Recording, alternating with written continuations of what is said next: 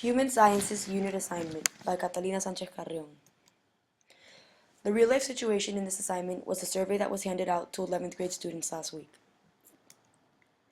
The knowledge issue that I extracted from this real-life situation was, can we trust humans as a source in the pursuit of knowledge? While looking at this knowledge issue, I explored at 3 different ways of knowing and 1 area of knowledge. The 3 ways of knowing I looked at were emotion, language, and reason.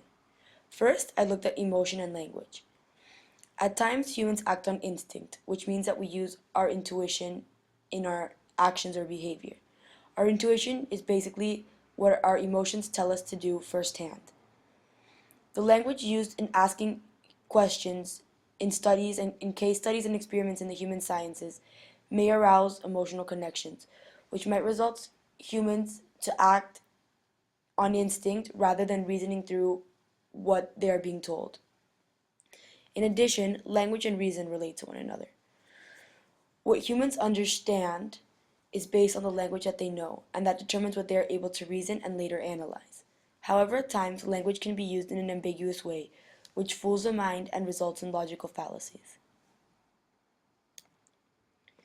In addition, we can look at the area of knowledge. The area of knowledge that I'm going to explore is the human science. Human sciences are all those sciences in which conduct experiments and case studies to gain a better understanding on human behavior and why humans act the way they do. I'm going to focus on psychology and 2 different methods and results that experimenters may get in psychological experiments.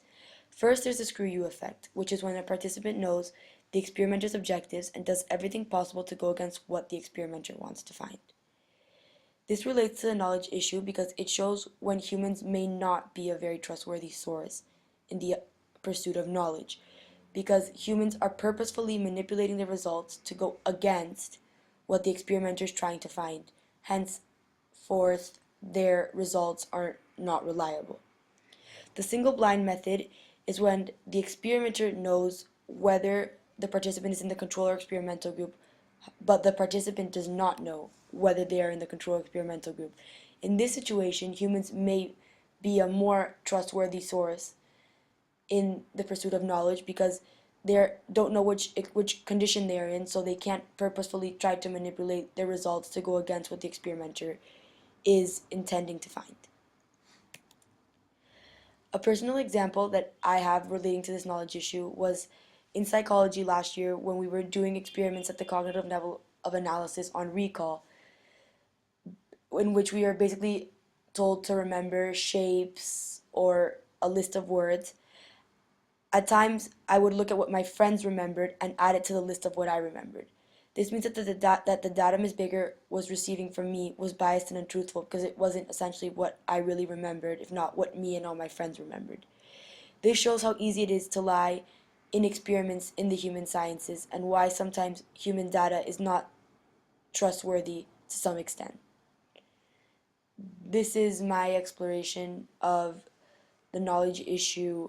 Can we trust humans as a source in the pursuit of knowledge?